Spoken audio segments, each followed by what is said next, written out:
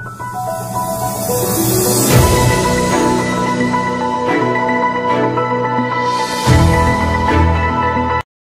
बातमी आपल्याकरिता घेऊन येत आहेत गावाकडील प्रेमाचा चहा।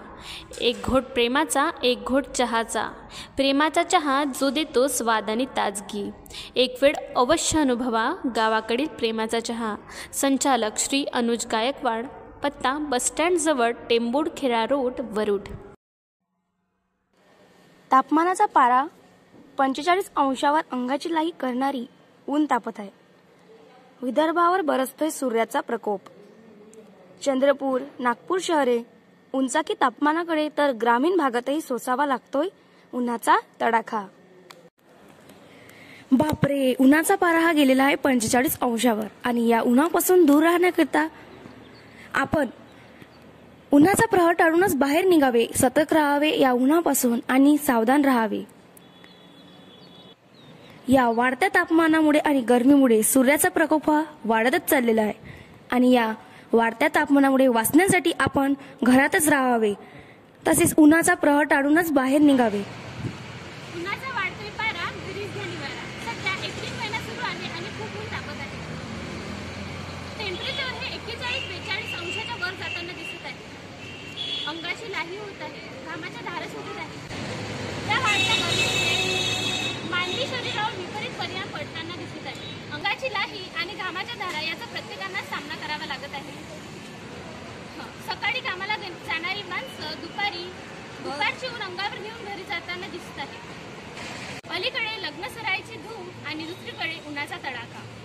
या सर्वांमध्ये भर उन्हात आई वडिलांसोबत लहान लहान मुले खरेदी करायला जात असतात। त्या उन्हाचा विपरीत परिणाम पालकांवर होताना दिसत आहे। भर उन्हात अति थंड पाणी, कोल्ड ड्रिंक्स, आईस्क्रीम याचे सेवन करू नका असे तज्ज्ञांचे सुद्धा म्हणणे आहे। तर आपण जाणून घेऊया हे वरुड शहरातील सुप्रसिद्ध बालरोग तज्ज्ञ माननीय डॉक्टर पोहरकर सर, तर त्यांच्यापासून आपण जाणून घेऊया। Vivekananda college of management science and arts Warud जनसंवाद पत्रकारिता विद्या विभागातर्फे मी लक्ष्मी सुनील घोसर तुम्हा सर्व दर्शकांचे हार्दिक स्वागत करते। तर आज आपल्या समोर इथे उपस्थित आहे सौरभ पोहरकर सर, वरुड शहरातील बालरोग तज्ज्ञ।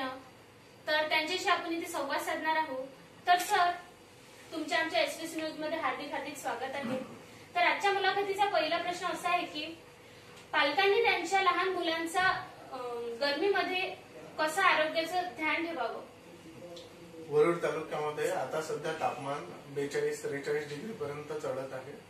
वरुड तालुक्यामध्ये आपल्या सगळे जे लहान बालगोपाल आहेत त्यांना आपण लग्न, कार्यक्रम, उत्सव इथे सगळ्या ठिकाणी घेऊन जातो आणि त्यावेळेस मुलांना ज्याला आपण उन्हाळी म्हणतो, ऊन लागणे, हीट एक्झॉशन हिंदीमध्ये त्याला आपण म्हणतो लू लागणे किंवा हीट क्रॅम्प येणे, हातापायांना क्रॅम्प येणे आणि अचानक थकवा जाणवणे, शरीराचं तापमान फार जास्त प्रमाणात वाढून जाणे, अशामध्ये बाळांना पायाला त्रास होणे, लघवीला जळजळ होणे आणि खूप जास्त झालं तर याच्यामध्ये लहान बालकांचा मृत्यू पण होऊ शकतो। सध्या उन्हाळी डायरियाची साथ चालू आहे, त्याच्यामध्ये पण आपल्याला त्यांना पाणी पाजणे, त्यांना घरी आराम करून देणे, उन्हात घेऊन फिरायचं नाही। जर आपण उन्हात घेऊन फिरत आहे तर त्यांना छत्री, टोपी, दुपट्टा असं काहीतरी व्यवस्थित बांधून ठेवणे, नाकाला, तोंडाला, डोक्यावर काहीतरी असलं पाहिजे। लोकांना टोपी घालायची किंवा पदर घ्यायची किंवा डोक्यावर छत्री घ्यायची, लाज करायची गरज नाहीये।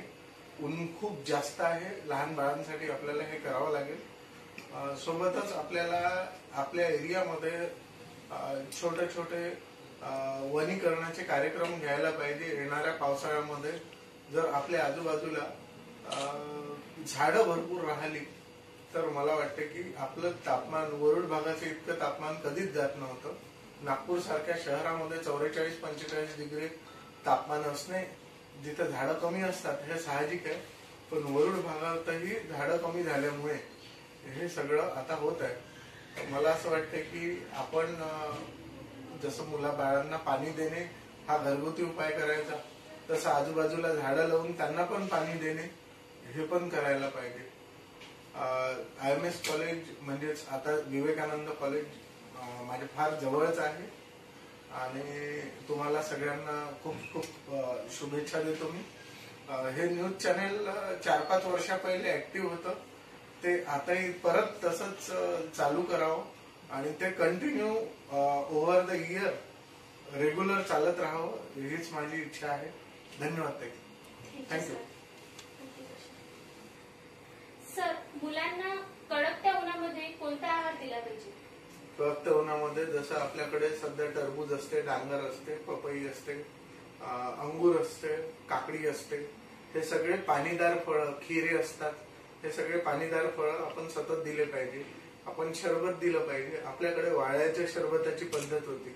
अक्षय तृतीया हा सण जो आहे तो बरोबर याच पिरियड मध्ये येतो. अक्षय तृतीयेला आपण घरी पन्ह बनवून पितो, आंब्याचा रस बनवून पितो, वाळ्याचं शरबत बनवून पितो. हे सगळे आपल्या संस्कृतीचा भाग आहे. जसं आपण होळीला गाठ्या वाटतो, तर पहिले गाठी आणि पाणी, घरी पाहुणे आले तर त्यांना आधी द्यायचे लोक. पण आता आपण आपलं कल्चर विसरलो. आता आपण चहा देतो, त्या चहामध्ये साखर आणि नासलेल्या दुधाच्या व्यतिरिक्त काहीच नसतं. त्या आलेल्या माणसाला आपण रसना पाजतो, पण आपलं घरगुती वर्षानुवर्ष चालत आलेलं निंबू सरबत आपण विसरून गेलेलो. तर आपल्या भारतीय संस्कृतीमध्ये, मी हिंदू संस्कृती म्हटल्यापेक्षा भारतीय संस्कृती म्हणत आहे, कारण की आपल्या कल्चरमध्ये कुठे निंबू सरबत असते, कुठे रूअफजा असते आणि अजून कुठे वेगळ्या प्रकारचं शरबत असते, शिकंजी असते. तर हे सगळ्या आपल्या भारतीय संस्कृतीमध्ये ऑलरेडी इनबिल्ट असलेल्या गोष्टी आहेत. कोकण भागामध्ये नारळाचं पाणी मिळते, ते लोक नारळाचं पाणी पितात. आपल्या भागात पन्ह बनवून प्यायला आपल्याला काही लाजशरम असायला नाही पाहिजे. पाहुणा आला की त्याला पन्ह द्यायला काय लाजशरम असायला पाहिजे. ज्या भागामध्ये समजा वरुड भागामध्ये काही गोधन जास्त असणारे एरिया आहे, त्या लोकांनी ताक द्यायला पाहिजे. आपल्याला त्याच्यामध्ये स्ट्रगल करण्यासारखं काही नाही आहे. हे थंड पेय आपल्या मुलांना आपण दिवसातून 7-8 वेळा 10 वेळा चालू ठेवले पाहिजे. धन्यवाद सर. मुलांना कोल्ड्रिंक, आईस्क्रीम असे पदार्थ द्यायला हवे की नाही? आईस्क्रीम एक वेगळा विषय झाला.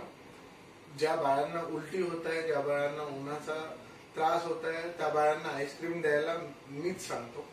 पण सरसकट बाळांना कोल्ड्रिंक देणं ही चुकीची गोष्ट आहे.